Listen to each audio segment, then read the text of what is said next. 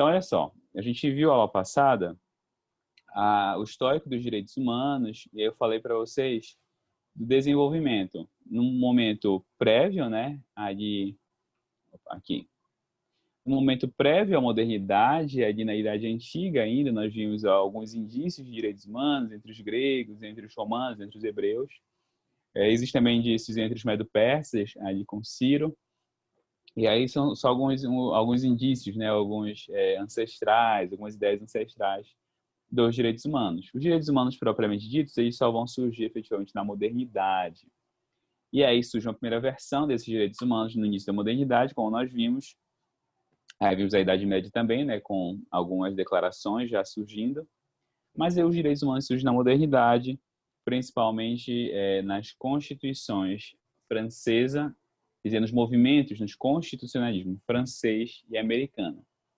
E aí nós vimos que essa primeira versão dos direitos humanos nós chamamos de direitos fundamentais, que são aqueles direitos previstos em documentos internos, que são aqueles direitos previstos em cartas nacionais ou as constituições, como nós chamamos, né? As constituições são a principal base dessa primeira versão, dessa primeira proclamação de direitos humanos. Os direitos fundamentais, gente, eles decorrem desses movimentos revolucionários como dois exemplos principais. A Revolução Francesa de 1789 e a Revolução Americana, né, a independência dos Estados Unidos, cujo grande marco, né, a declaração é de 1776. Tanto a Revolução Francesa quanto a Revolução Americana, elas tiveram dois pilares, mudanças políticas, por um lado, e declarações de direitos. E aí, né, a França promulgou uma declaração, direitos do homem e do cidadão. Os Estados Unidos, duas grandes declarações, a de Virgínia e a de Independência. E aí nós temos esse marco. O segundo grande marco, gente, é o marco da internacionalização dos direitos humanos, que vai ocorrer um século depois, né? Mais de um século depois, na verdade. Que é com o final da Segunda Guerra Mundial. E aí nós vimos que se afirma um outro movimento, que é um movimento que vai proclamar o chamado Direito Internacional dos Direitos Humanos. A comunidade internacional mais preocupada com esses direitos. Bem, e aí a grande declaração é a Declaração Universal dos Direitos Humanos. Bem, perfeito. Vimos isso. O último ponto dessa primeira unidade, gente, que eu quero destacar com vocês, é a chamada Teoria das Gerações dos Direitos Humanos. Essa teoria, talvez vocês tenham ouvido falar em algum momento, ela é conhecida também em outras áreas, como, por exemplo, no direito constitucional, mas ela é uma teoria propriamente sobre direitos humanos. Gente, essa teoria foi desenvolvida primeiro por um autor pouco conhecido chamado Karel Vazak. Tá? Vazak, ali no final do século XX, desenvolve essa teoria, que eu já vou explicar melhor qual é. Mas não é ele que populariza a teoria. Quem populariza é Norberto Bobbio. Já ouviram falar de Bobbio, gente? Ou Sim, não? professor. Sim? Filósofo, né? Isso, perfeito. Filósofo e um teórico político, né? Na verdade, e os dois. Uhum. Ele escreve esse livro aqui no qual ele desenvolve essa teoria, A Era dos Direitos. A Era dos Direitos é um grande livro, inclusive, né? Não só sobre essa teoria, mas sobre vários outros pontos que ele desenvolve sobre direitos humanos. Se alguém quiser estudar mais essa área, se alguém for fazer algum trabalho em TCC, né? Em direitos humanos ou relacionado a direitos humanos, esse é um bom livro para considerar incluir no trabalho, tá? Ele é muito estudado. Se alguém tiver pretensão acadêmica de pesquisa, né? Ele também é uma fonte muito utilizada no mestrado da UFPA, nos 3 mestrados, na verdade, né? Os 3 mestrados em Direito que nós temos hoje em Belém utilizam Bobbio como uma referência em direitos humanos ainda, né? Tem alguns problemas. Eu até escrevi um artigo, né? Foi publicado com os problemas que eu vejo na teoria de Bobbio, mas ainda assim, ainda que ele tenha problemas, ele é um grande autor, efetivamente, indiscutível. Bem, mas que teoria é essa, afinal de contas? Né? O que é essa teoria das gerações dos direitos humanos? A teoria da geração dos direitos humanos é uma teoria que tenta organizar os direitos humanos, organizar o surgimento e as características dos direitos humanos a partir ou tendo em consideração a, a sua semelhança em grupos com o lema da Revolução Francesa. Então, Vazac inicialmente faz isso, e dá uma palestra em um aniversário da Revolução Francesa, e aí propõe essa comparação. E propõe que os direitos humanos sejam vistos a partir do lema da Revolução: liberdade, igualdade e fraternidade. Diz, olha, os direitos humanos podem ser agrupados, sinteticamente, podem ser agrupados em 3 grandes grupos, ou 3 grandes gerações. A geração da liberdade, a geração da igualdade e a geração da fraternidade ou solidariedade. E aí Vazac, e Bob faz isso também, começa a ordená-los, começa a organizá-los a partir desta concepção. A primeira geração, então, seria essa geração da liberdade. O que caracteriza essa geração da liberdade, gente? Segundo Vazac e Bob, os direitos de liberdade são aqueles direitos que são baseados em um pensamento liberal. E como a gente viu na aula anterior, né, o pensamento liberal é o pensamento que baseia, que norteia os direitos de liberdade. Os direitos de liberdade que vão ser os que vão nortear, melhor dizendo, as constituições liberais do século XVIII. Então, a Constituição Francesa, a Constituição Americana, são constituições preocupadas com a liberdade. Então, os direitos que elas trazem são direitos de liberdade. E aí, o que Vazac e Bob percebem? Olha, esses direitos que essas constituições trazem, que a própria Declaração Francesa traz, são direitos que estão preocupados com uma coisa. Eles estão preocupados com a garantia da liberdade contra o Estado. São direitos que se assentam predominantemente em uma percepção de que eu preciso limitar o Estado. Eu preciso criar garantias que contenham a ação do poder do Estado. Contenham o poder do Estado. Então, por isso, de vez em quando, tem um caráter liberal, né? Aqui, liberal anda junto nos 2 sentidos, tá? Liberal no sentido jurídico e no sentido econômico. Liberal no sentido de limitação do Estado ou de redução do Estado. Essa primeira geração, então, é uma geração que prefere um Estado reduzido ou limitado. Um Estado reduzido ou limitado. Bem, quais são os direitos que são previstos nessa primeira geração? São os direitos de abstenção, ou seja, direitos a um não fazer do Estado. A que o Estado deixe de realizar uma conduta, a que o Estado deixe de tomar uma decisão, a que o Estado deixe de realizar um certo ato. Esses direitos são sempre pensando em uma omissão estatal. São direitos promulgados, direitos pensados para que o Estado seja proibido de alguma coisa. Por isso, nós chamamos eles também de direitos negativos, tá? Aí você diz, professor, negativo no sentido de ser pior? Não, não.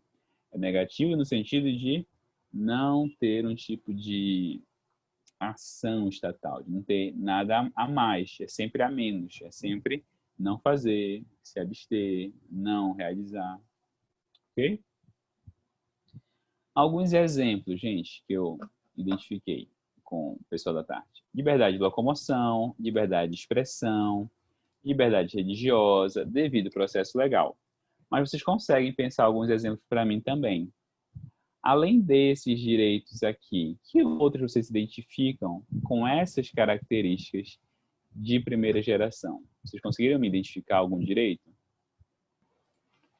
Então, podemos acrescentar aqui, além desses que eu citei, direito à vida. Olha só, liberdade de locomoção. O que o Estado é proibido de fazer em razão da liberdade de locomoção? O Estado não pode me prender, por exemplo. Ele não pode obstruir a minha locomoção. Segundo, liberdade de expressão, o Estado não pode me censurar. Terceiro, liberdade religiosa, o Estado não pode me impor uma crença, não pode me proibir de exercer a minha crença.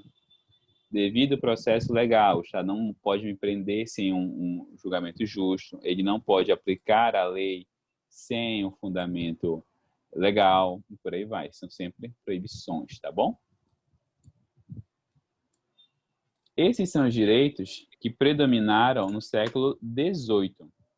São direitos que predominaram no século XVIII, ou seja, ali naqueles movimentos revolucionários burgueses, como nós chamamos, né? Aqueles movimentos revolucionários liberais, seja na França, na Revolução Francesa, seja nos Estados Unidos, na Revolução Americana,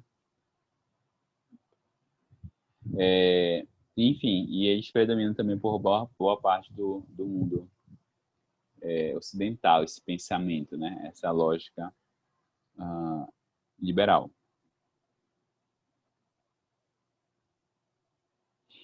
Uma coisa muito curiosa, eu realmente, às vezes, me detenho pensando nisso, mas, enfim, tem que estudar mais. É muito interessante como esse movimento todo, ele chega muito atrasado no Brasil, né? Claro, a gente vai dizer assim, tem dificuldade de transporte, das comunicações, mas se vocês forem pensar bem, esse movimento aqui de declaração de direitos, de liberdade, de Constituição, ele só vai chegar no Brasil mesmo com o fim da monarquia. Se vocês forem lembrar, a Constituição do Império, né, de 1824, é uma Constituição basicamente para referendar os poderes de Dom Pedro I. Então, a primeira Constituição que nós temos, na verdade, não é uma Constituição para limitar o Estado e para garantir direitos. É uma Constituição, então, somente para regular a ação do imperador, e, enfim. E aí, esse movimento, olha só, 1780, ele vai chegar no Brasil em 1890, ou seja, 100 anos depois. Quase 100 anos.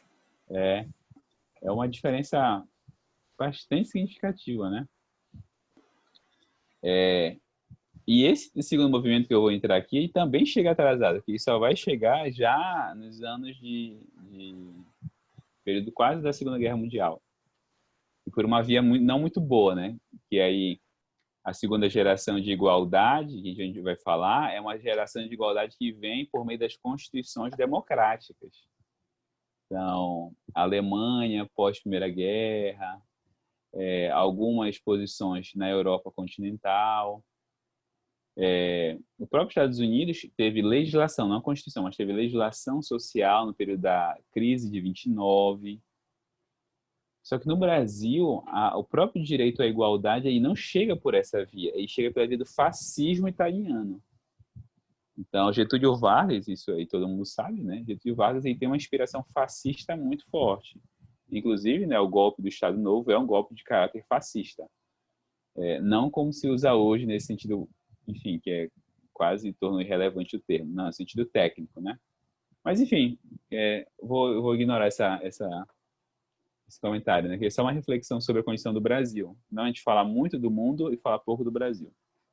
Mas, enfim, gente, olha só. Essa primeira geração, final do século XVIII.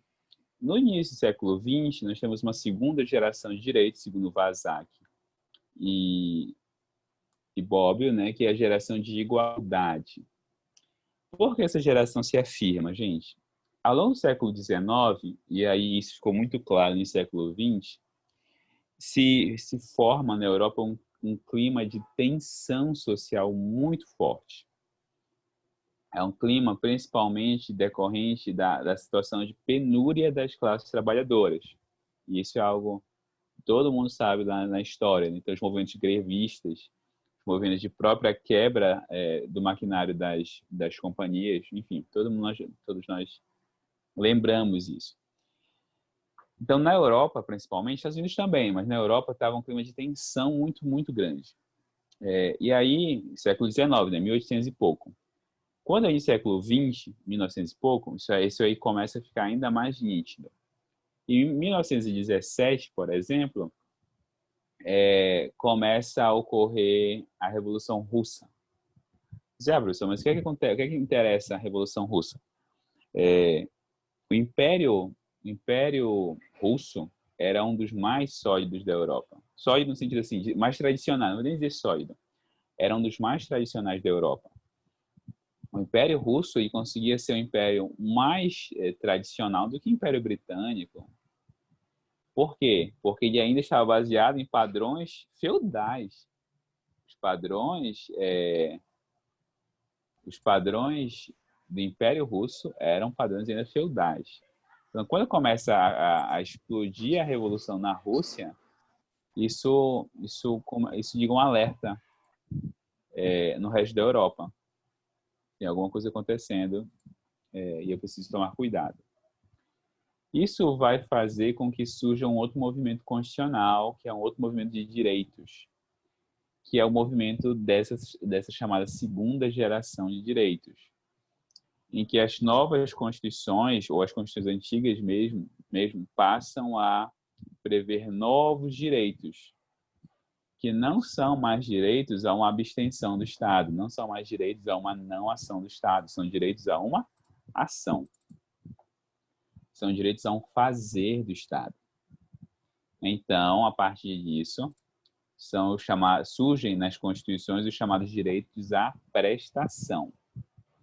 Nas constituições anteriores, tinha direitos à abstenção, direitos a não fazer. Agora, nessas constituições do início do século XX, eu tenho direitos a uma prestação, que são chamados direitos positivos.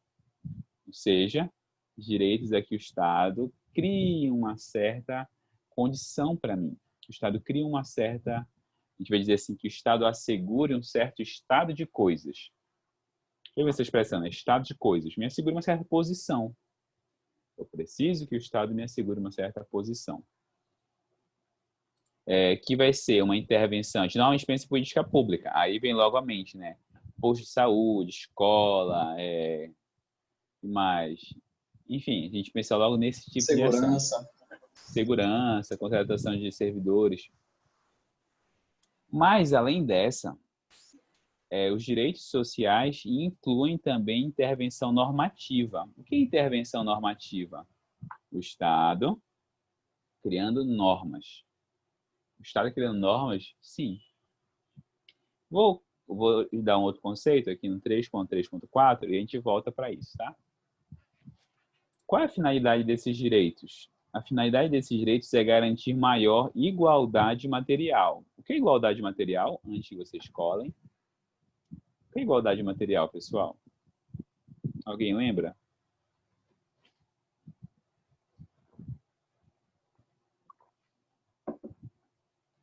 Não? Não lembro nadinha de igualdade material.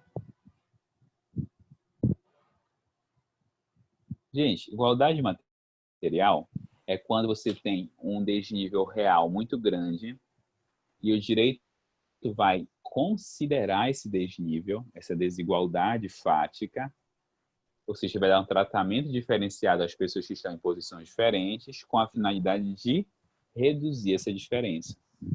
Tratar os iguais na sua desigualdade, né? Isso, exatamente. Enquanto a igualdade formal, o Estado trata todo mundo igual mesmo, como se não houvesse nenhuma diferença real, aqui o Estado trata as pessoas de forma diferente. Para quê? Para que haja uma maior proteção aos grupos hipossuficientes. Então, tem uma diferença. O Estado dá um tratamento para uns e um outro tratamento para outros. Por quê? Porque ele precisa proteger mais esses grupos hipossuficientes. O que são grupos hipossuficientes, pessoal?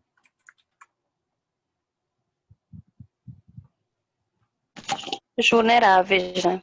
Isso, grupos vulneráveis. São grupos que sofrem um maior risco de ter direitos violados, que não conseguem ter acesso a bens básicos. Bem, então essa é a finalidade desses chamados, que são chamados direitos sociais, gente, os direitos sociais. Tá, então volto para o que eu disse agora há pouco. O Estado vai criar políticas públicas para proteger esses grupos hipossuficientes? Vai. Só que, além disso, ele vai criar normas que tutelem estes grupos. Exemplo, gente, direito do trabalho. As normas trabalhistas são uma intervenção normativa nos grupos, a favor, na verdade, uma intervenção normativa do Estado a favor dos grupos hipossuficientes. Ok? Fica claro isso? Então, por exemplo, quando você pensa em direito do trabalho, é o Estado que dá o trabalho para as pessoas? Não. O Estado vai criar vagas de emprego para as pessoas? Não. O Estado vai criar uma legislação que proteja o trabalhador e permita, então, que ele possa exercer suas funções protegido. Por quê? Porque ele é um grupo hipossuficiente. Claro isso, gente? Esse conceito aqui? Só não entendi muito bem esse finalzinho, professor. Não, tá. Então, por exemplo, sendo mais prático, né? Eu vou pegar Está chovendo? Eu acho que está chovendo. Olha só, vamos pegar a realidade europeia e americana nesse período aqui anterior a esses documentos. Antes desses direitos sociais surgirem, existia jornada máxima diária de trabalho? Existia limite da jornada de trabalho? Não existia. Não. Existia salário mínimo? Não. Existia descanso semanal remunerado? Não. Muito menos. Não. Então, olha só. O que a ausência dessas normas fazia? Ela colocava o trabalhador numa condição pior do que ele já estava. Quer dizer, já estava numa condição delicada, ele estava numa condição frágil. A ausência de normas deixava ele muito frágil e, portanto, muito suscetível à violação de direitos. Então, ele tinha que submeter aquilo. Ele não tinha alternativa, ele vai ter que submeter a isso. Como é que o Estado se intromete nesta relação? Criando leis que protejam o trabalhador. Então, tem o trabalhador, tem o empregador. E aqui, né, você tem que pensar no modelo lá do final do século XIX. É um grande industrial. É o grande industrial e o operário. Você vai criar leis que protejam esses operários para que eles tenham pelo menos algumas garantias mínimas. Esse é um direito social, direito do trabalho, é um direito social que tem como conteúdo não uma política pública, não é algo que o Estado faz materialmente, mas é um conjunto de normas que ele cria para proteger um grupo. Tá bom? Então, exemplo, os documentos principais dessa terceira geração. Constituição do México, de 1917. Constituição de Weimar, de 1919. E a fundação da OIT, Organização Internacional do Trabalho, de 1919. Tá bom? São as três principais... são os três principais marcos dessa geração. Gente, me deem exemplos desses direitos aqui. Eu dei um para vocês, direito do trabalho. Além do direito do trabalho, que direitos vocês me destacariam aqui?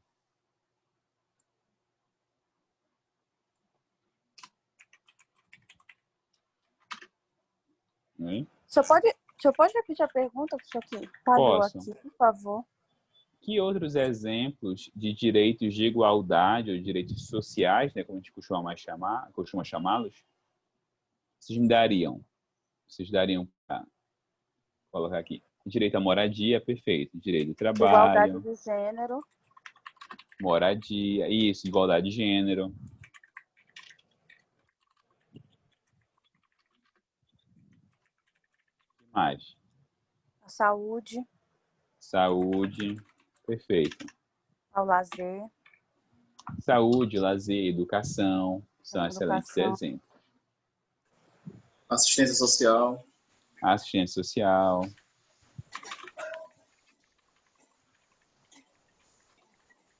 Perfeito. Ok? Ficou claro essas duas primeiras gerações, gente? Sim? Sim, professor. Sim, professor. Perfeito. Olha só. Terceira geração. A terceira geração era a geração da fraternidade ou solidariedade. O que é que significa isso, gente? São direitos que surgem já no século XX, já pós Segunda Guerra Mundial. Esses direitos são direitos que não são de uma pessoa e nem de um grupo. Não são direitos, gente, que podem ser individualizados. Ao contrário, são direitos que ou eu asseguro para todo mundo, ou eu não consigo assegurar para ninguém. Então, qual é essa terceira geração? A fraternidade ou solidariedade. Esse grupo de direitos aqui são direitos que vão ser garantidos para a sociedade como um todo. No direito positivo, né, nós chamamos eles de direitos difusos. Já ouviu essa expressão, direitos difusos? Ou não? Sim. O que são os direitos difusos? São os direitos que não têm titular? É isso? Eu entendo que atende a toda um coletivo, a toda uma comunidade, né? Que são de interesses Isso. de todos. Que São é como direitos... se fosse... Pode falar. Não, que a gente tira pela atuação do Ministério Público, né? Que ele atua muito na questão dos direitos difusos, que é o direito do coletivo. Isso, perfeito. Os direitos difusos, gente, são os direitos que vão ser assegurados à coletividade de forma indeterminada. Então, assim, não é de uma pessoa específica, é da coletividade de forma indeterminada. Só para vocês terem uma comparação aqui, né? Vamos supor, deixa eu pegar aqui alguém como um exemplo. A Adiel comprou uma fazenda lá do Davi. Davi e a Adiel são vizinhos, tem 2 fazendas. O Davi ele preserva o meio ambiente, ele cumpre as normas ambientais, todas aquelas portarias que eu nunca aprendi na época de ambiental, nunca aprendi, gente. Ambiental, para mim, zero aprendizado. Zero. Portaria 250 CONAMA. Gente, não entendi nem o que era o CONAMA. Mas, enfim, estou aqui. Tá? Essa aqui é a prova que você é capaz de se formar sem aprender algumas matérias. Eu, por exemplo, me formei sem aprender ambiental. Definitivamente. Não aprendi ambiental e empresarial. Empresarial também não aprendi nadinha, não. Nada. Zero. Sério, gente. Eu fui aprender o que era empresa, só pra vocês terem noção. Eu não tô zoando, não. Eu só fui aprender o que era empresa em processo civil. Porque uma vez eu fazer petição, e aí tinha que saber o que era empresa e tal. O que é empresa? Não sabia. Não sabia a diferença entre empresa, empresário e tal. Enfim, era um negócio meio tenso. Mas, enfim, gente. Esse direito de terceira geração, ele surge exatamente em razão dessa questão ambiental, tá bom? Nosso tempo vai acabar aqui nessa primeira parte da aula. A gente faz o seguinte, vai fazer uma pausa curta, que falta só um pedacinho, a gente volta às 9h20, tá bom? Para finalizar a segunda parte, que é curtinha, tá bom? Tá bom, professor. Vamos lá beber uma água, só esticar um pouco, e aí eu volto e termino de contar a história do Adiel e do Davi. 9h20, pessoal. Espero vocês.